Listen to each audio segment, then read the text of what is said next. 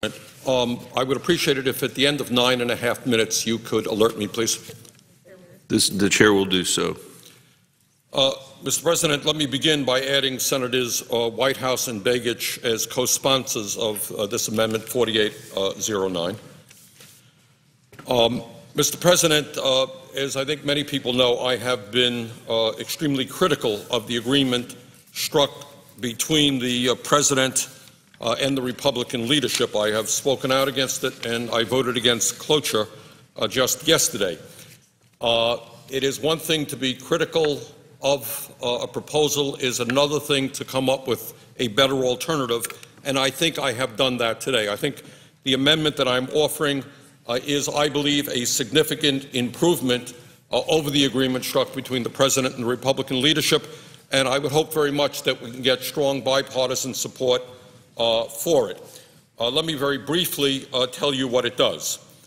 First, as I think most Americans appreciate, at a time of a record-breaking deficit and a $13.7 trillion national debt, it makes very little sense to be providing huge tax breaks to the wealthiest people in our country, drives up the national debt, forces our kids to pay higher taxes in the future to pay that national debt off. What this amendment does is it ends all of the Bush tax breaks for the wealthiest 2% of Americans beginning on January 1st of this year. Now, what does it do with the savings? And that's perhaps the most important point that I'll be wanting to make. Over the long term, what this amendment would do is devote half of the revenue raised by this provision, by eliminating the tax breaks for the top 2%, it would use half of that money to reduce the deficit.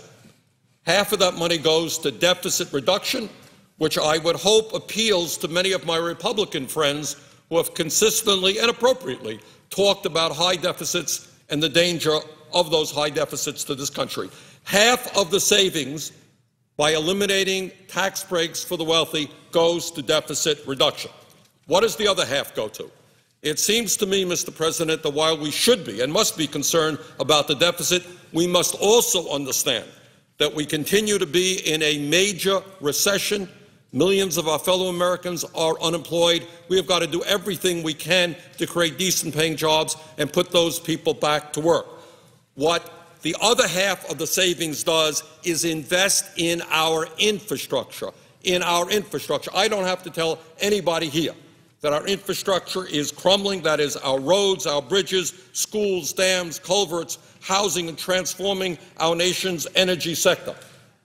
We need to put billions of dollars into building a 21st century rail system. And when we do that, we not only create jobs now, and this is the fastest way that I know to create jobs, we make our country more productive and internationally competitive in the future.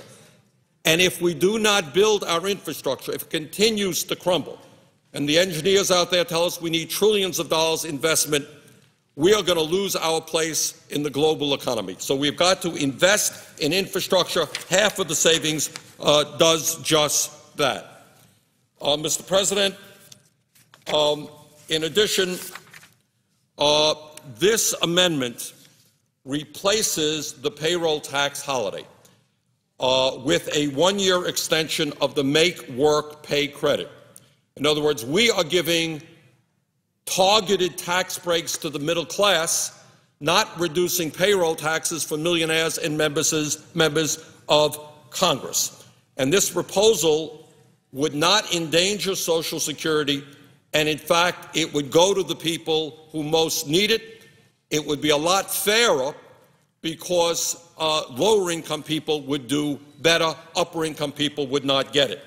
Also, it addresses a concern that I think many Americans have, and that is that diverting money away from the payroll tax endangers the long-term solvency of Social Security. As Eric Kingson, the co-chair of the Strengthen Social Security campaign, an organization representing tens of millions of senior citizens and workers, recently said, quote, "Extending and expanding the Making Work Pay tax credit is far superior to the payroll tax cut for most Americans. The Making Work Pay tax credit is more stimulative, fairer in distribution, imposes no new administrative cost on employers, and includes over 6 million public sector employees who will receive nothing from the payroll tax cut. And it doesn't run the risk of undermining Social Security's financing and the economic security of working Americans, etc. So it addresses that issue as well. Third, this amendment addresses another issue that I know a lot of people in this country have concern about, and that is the estate tax giveaway in the underlying bill, by inserting in its place the 2009 estate tax rate for 2 years. Mr. President, let's be clear, the estate tax only applies to the top 0.3%.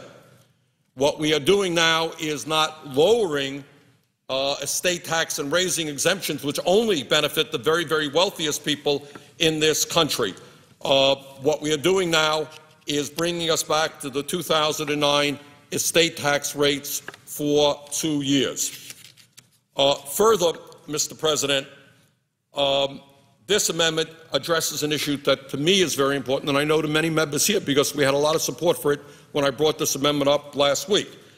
As you well know, our seniors who are on Social Security and disabled vets have not received a COLA in the last 2 years. And a lot of those folks are trying to get by on $14,000, $15,000, $16,000 a year. What this amendment also includes is a $250 COLA for over 57 million American senior citizens, veterans, and persons with disabilities. Without this provision, seniors, as I mentioned, would be going through their second year without a COLA, and I think that that is unfair. Further, of course, this amendment would keep all of what I consider to be the positive aspects of the President's agreement with the Republicans. Obviously, it would extend middle-class tax cuts for 98% of Americans. It would extend unemployment insurance for 13 months. It would extend the child tax credit, earned income tax credit, college tax credit expansions included in the Recovery Act. So, Mr. President, what we are doing here is, I think, bringing forth a far better proposal than the agreement struck between the Republicans and the President. Let me summarize.